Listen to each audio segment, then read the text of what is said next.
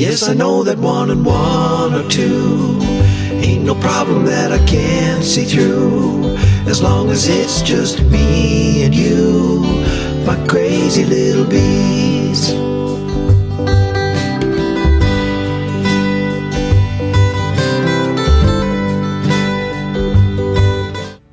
This is the first time I'm making Beeswax Honey Soap. Please be careful using sodium hydroxide. It will punch you in the face. So wear a mask, get ready to use it. All of the ratios, ingredients lists, and steps will be listed in the description below. It's a very moisturizing soap, works really well. It's great for my first time soap and pretty easy actually to make. You can add different ingredients to it, like turmeric or peppermint or different things like that if you wish, but I just did a basic recipe. The scent didn't really come through at the end, but that's okay. I'll try again next time and make a different batch. But it's super easy, very moisturizing, beautiful soap, and I got the molds from Amazon.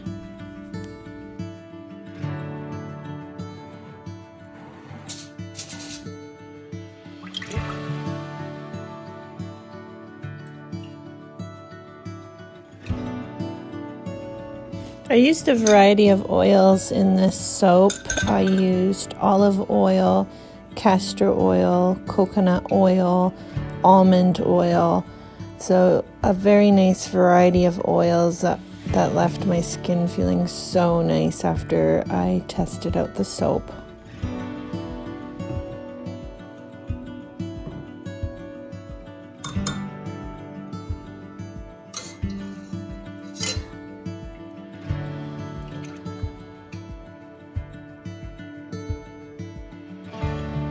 Because I'm using coconut oil and beeswax in this soap, I did need to heat up the oil mixture before adding it to the sodium hydroxide. I do recommend adding the honey later, right before you mix it with the sodium hydroxide. I added it now in this video, but I do recommend you add it later.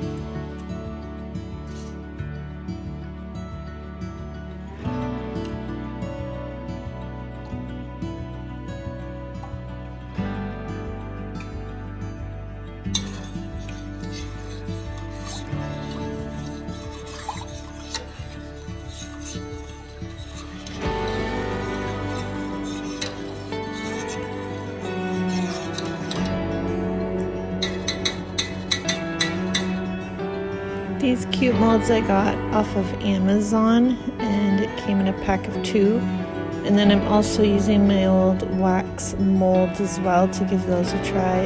They didn't work out as well, but I think I waited too long to put them in the smaller molds. You have to act really quickly, but you'll see that at the end.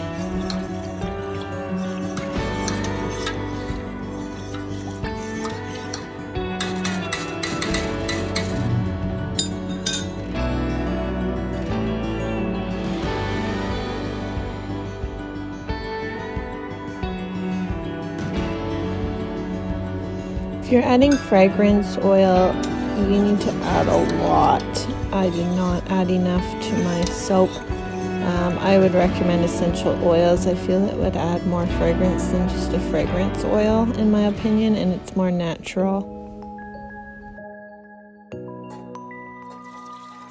This part is very time sensitive when you're adding the oil mixture to your sodium hydroxide, especially when you're using beeswax in your mixture, because it will harden really quickly. and it got really chunky really fast. So right about now I should have stopped mixing a little bit further, but I actually went back and mixed some more, and that really made it difficult to manage and deal with when I was putting it in the molds. So right about now I would have stopped knowing that and poured it into my molds right away. So it'd be more of a liquid consistency when working with it. But it got really chunky and was difficult to manage. But overall, the big bars of soap turned out really well.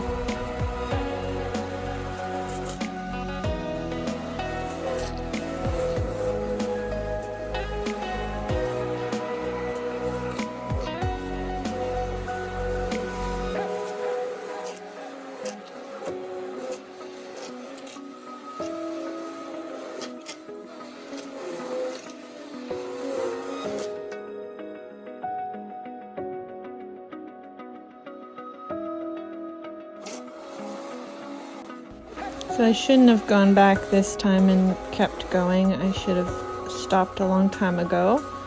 I did get some backsplash on my clothing, but it came right out in the wash. So don't worry if you get it on your clothes, it will wash out.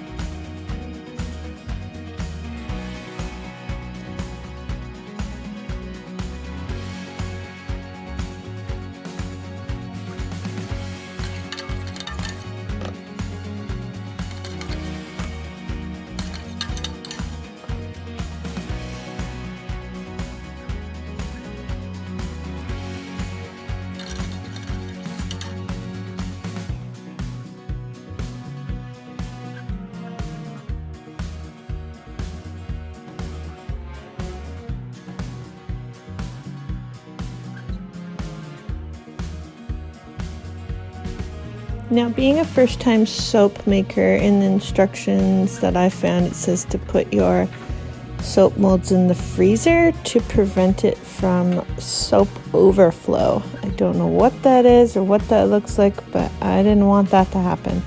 I'm assuming the mixture continues to activate and will overflow in my assumption of what happens. So you pop it in the freezer for 4 hours, and then you put it out for about 24 hours, and then you take it out of the molds. So this is 2 days later.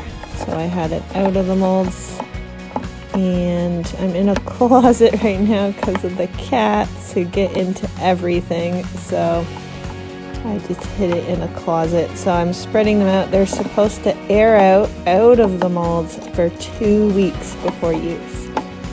So before you can actually use these soaps, it's a good like 2.5 weeks before you can use these soaps. But it's really worth it. It's natural. It feels nice. You can add fragrance if you're into that, or you can not have fragrance if you're into that. But you can see how the larger molds really turned out well and the smaller ones kind of crumbled and fell apart. But I think if I stopped mixing earlier, they would have turned out a lot nicer. But I do like the rustic look of the larger bars of soap. They look really nice.